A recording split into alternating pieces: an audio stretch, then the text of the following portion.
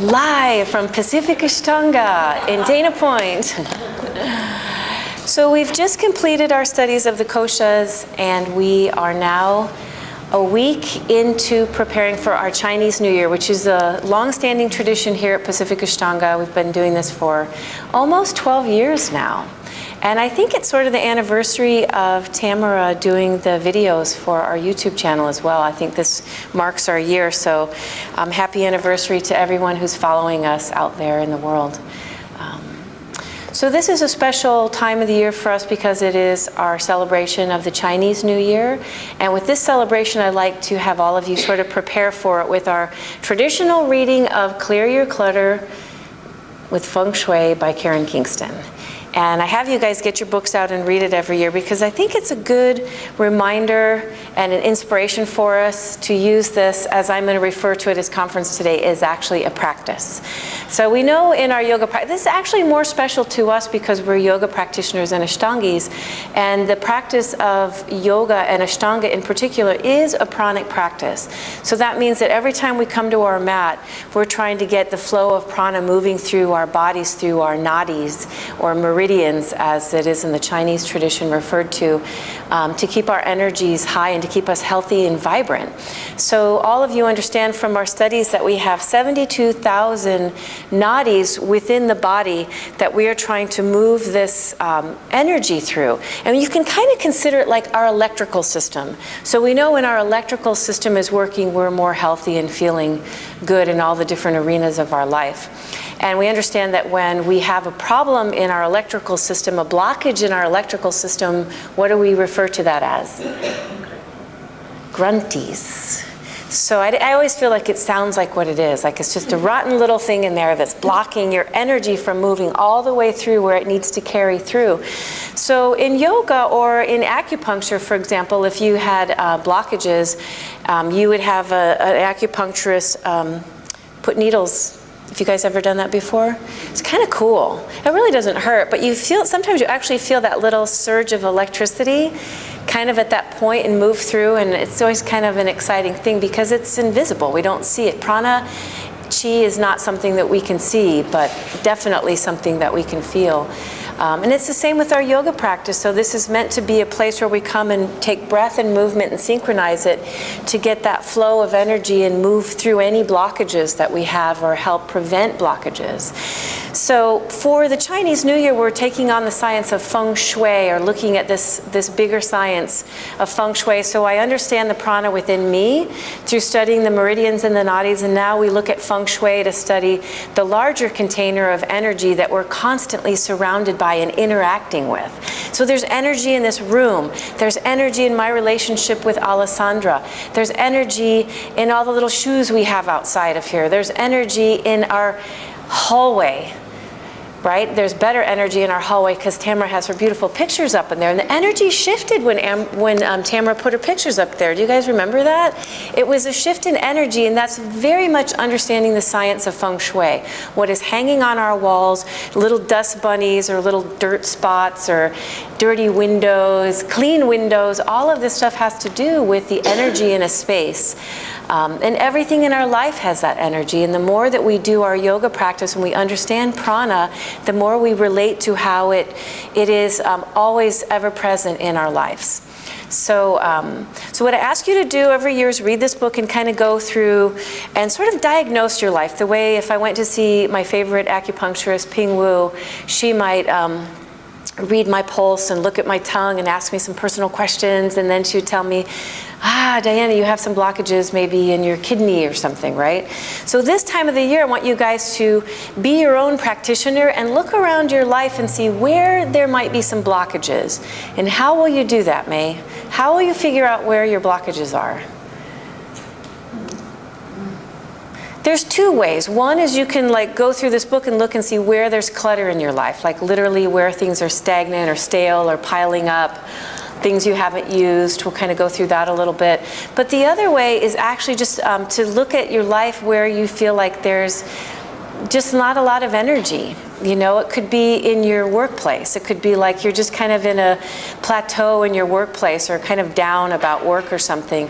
And so that's where, okay, well, if that's the case, you might want to start looking at your files and your desktop, or if you're an artist, if that's your profession, maybe looking at your paints and your paintbrushes and, you know, all the different things that are held within your space or you're thinking of your professional life.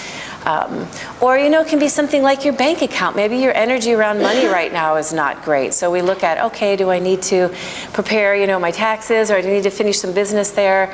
Or maybe it's a relationship in your life that you feel like needs a little energy boost or something. So then we look at different ways that we need to clear out grunties in a relationship. So if you read the book, it's fun because she'll go from everything from your house to little parts of your house, like closets and shoes and garages and little attic areas. And then you'll also get into something as simple as your car, a glove compartment, things on the floor. And then she will move into your workspace and your bank accounts and relationships. And then we finally end with, you guys remember what we end with? The colon. So then we come back to the body, sort of where we started, right? We come back to the body, and trust you me, by the time you read the book and you get to the colon, you're actually excited about it. You're like, yeah, let's clear the colon. Let's get all that bad stuff that's been hanging around there for years. So it's fun. One of the other things I enjoy about reading her book every year is she also talks about the psychology of why we have clutter in our life, why we have grunties, you know? So we look at the aspects of why we hold on to things, you know? Sometimes we hold on to things because, well, they were expensive, right? We all have sort of prana or energy around money, and when something was expensive, we don't let go of it, you know? Or maybe someone very dear to us gave us something, and even though we don't use it, maybe we don't even like it, we still hold on to it because that special person gave it to us. My mom and I have an agreement. We have an agreement with each other. Whenever we give each other something, if we don't use it, if we don't like it, we bless it and give it to someone else. And we honor each other for that. We're always like, there's no hard feelings. We always like give each other permission to do that. It's a good energy between Mom and I too in that way. What are other reasons we keep things? Well, here's a good one, because someday this will look good on me again. Right? Like right now it doesn't look so good on me, but maybe someday it's going to look good again. Or maybe it's going to come back in style. Does anyone keep things hoping it'll come back in style someday? So Karen actually gives us a time frame. She's like, listen, if you haven't used it in 6 months, the energy of that needs to move on, right? And in yoga philosophy, it's not in here, but as yogis we understand through the 8 limbs, the niyamas, that there's something that we refer to as stealing. Do you remember that one?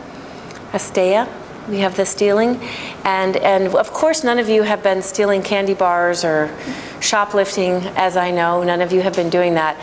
But in the yoga tradition, we believe if you have something that you don't use, it's considered hoarding. And it's another way that we actually steal, when we have something that we're keeping, but we don't let the energy of that move on. That's, for us, that's also considered stealing. And I love that. For me, it's a very powerful, again, it's a very powerful practice to let go of something. You know, when you do, I remember I used to give some of my yoga clothes to 2 of the girls that used to work at the juice bar, and the very next day I would see them wearing this clothes, and it made me so happy to see that something that was just sitting in my drawers was now being worn by someone that looked beautiful on them. And so I always try to remember that as I give things away, you know, whether it's an old bicycle, just imagine somebody riding it, and the good energy of somebody riding that bike that was sitting around in your garage, you know.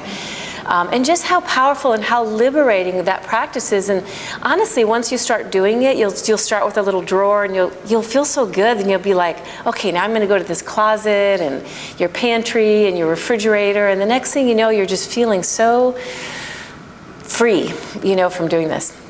So the last example I'll give you is a movie we've all seen, Lord of the Rings. Everyone remember Lord of the Rings?